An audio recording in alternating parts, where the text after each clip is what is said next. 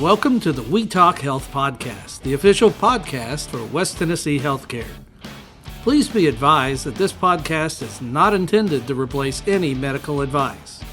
Always follow your medical professional's advice and direction. Nothing said in this podcast is intended to supersede or supplement the direction of your medical caretakers.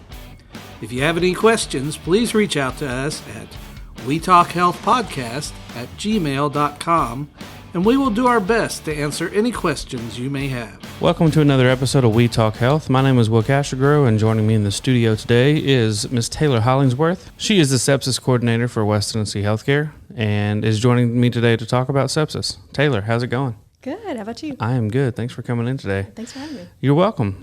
So before we dive into the topic of sepsis, I want to get to know you a little bit better. So what do you do for the hospital? I kind of said your title, but what all does that involve or is involved with that? And then maybe tell me something you like to do when you're not at work. Yeah. So like you said, I'm the sepsis coordinator. Bulk of my job is doing data abstraction. So looking at patient charts of patients who had sepsis and kind of seeing how we fell in terms of treating them under CMS guidelines. Okay. But a little bit more than that, doing the coordination part is kind of just working with different parts of the hospital to make sure that we're providing the best patient care for our sepsis patients. Gotcha. Okay, cool. Outside of the hospital, I love Netflix, love reading. Amazing. Hard to have free time though. I have 3 kids, 7-year-old, 3-year-old, 5-month-old. Yeah, so. you're busy.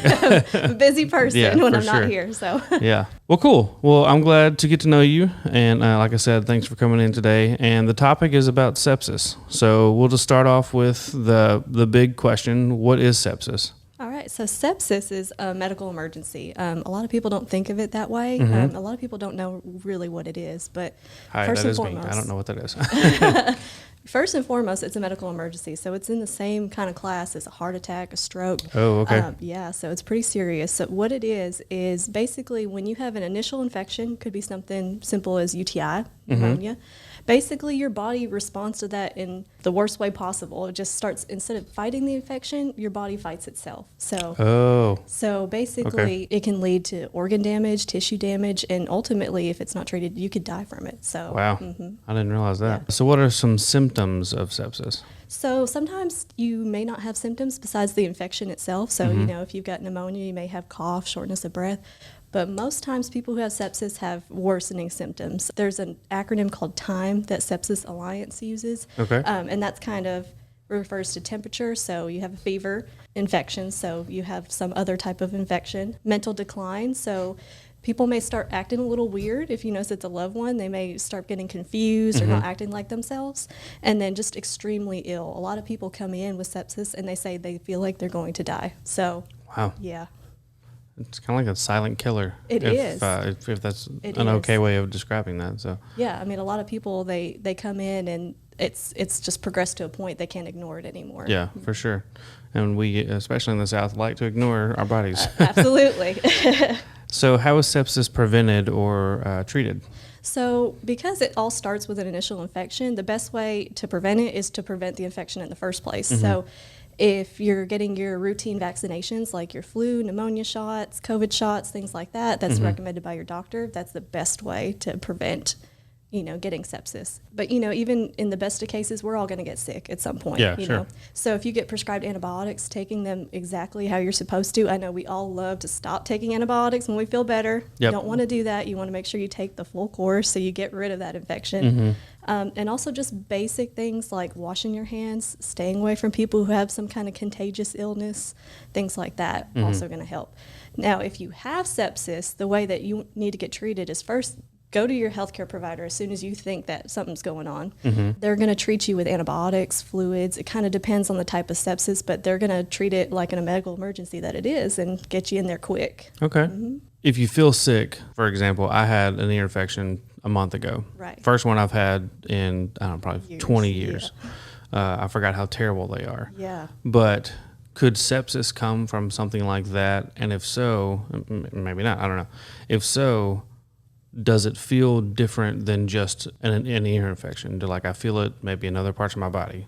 Yes. So, I mean, it can come from infections you may not even think would, be a killer potentially. But you're going to feel like a worsening of your symptoms. So you may have symptoms that don't seem related to the ear infection, for example. You know, so Gotcha. you may have like shortness of breath. You may feel like achy all over, stuff like that, you know, where you're like, this seems like more than what, you know, originally was going on. Yeah. Okay.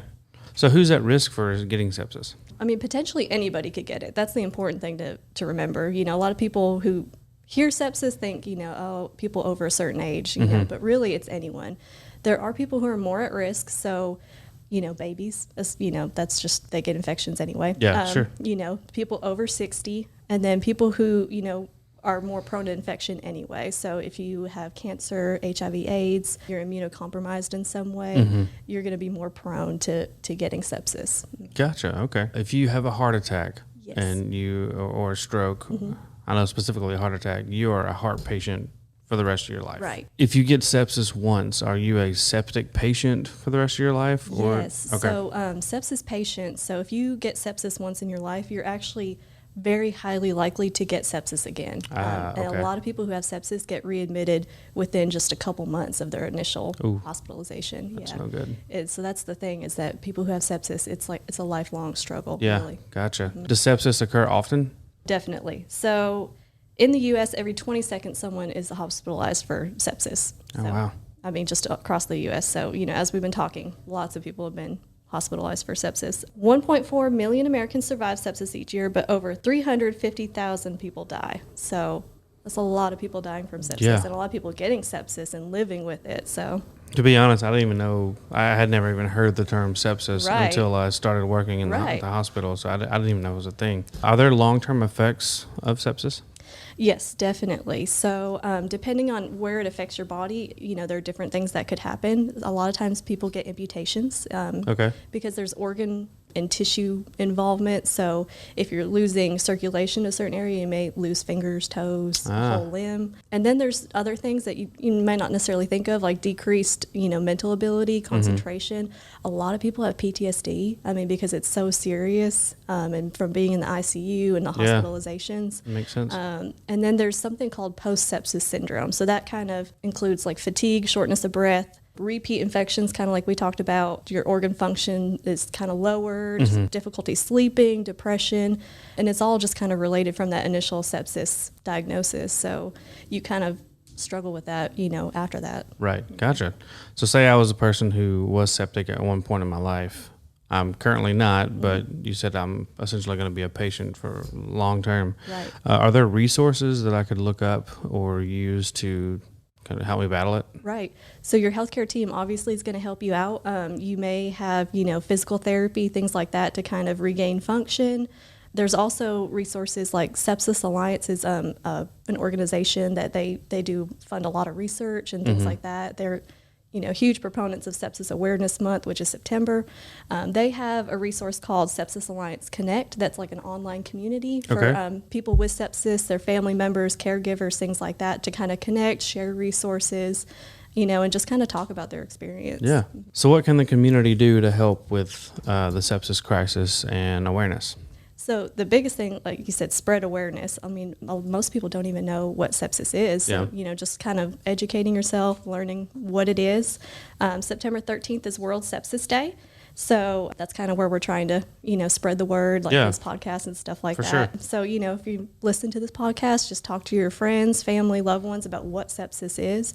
And especially if you think you or someone you love has sepsis, get them treated quickly. So bring them to the emergency room, the clinic, you know, whoever your trusted healthcare provider is. I was about to ask, should somebody go to the ER or an urgent care or just like Yes. their PCP? The ER is definitely the best place because, like I said, it's a medical emergency. Yeah. So if you even suspect it's sepsis, you definitely want to get treated. Gotcha. But if you're not sure, you know, you could go to your clinic, you know, someone that you're more comfortable with, because, you know, the emergency room can be kind of scary, and they Sure. could refer you to the ER, Yeah. you know, if they confirm, you're septic. So, Yeah. but ER is definitely the best place. They're very well trained to deal with it. So, Awesome. Well, this has been really informative. I didn't know this much about sepsis, and now I do. So that's cool. You learn something I every didn't day. until I started either. I Yeah. started learning a lot of stuff. So For sure. When I used to work in the lab, and I've said this on the podcast a Yeah. million times, I'm sure people are tired of hearing it, but I used to work in the lab before I moved over here, and somebody said sepsis one day, and I was like, Did you mispronounce a word that you Right. like a different word? Like what did you just say? And they Yeah. said, no, this person's septic.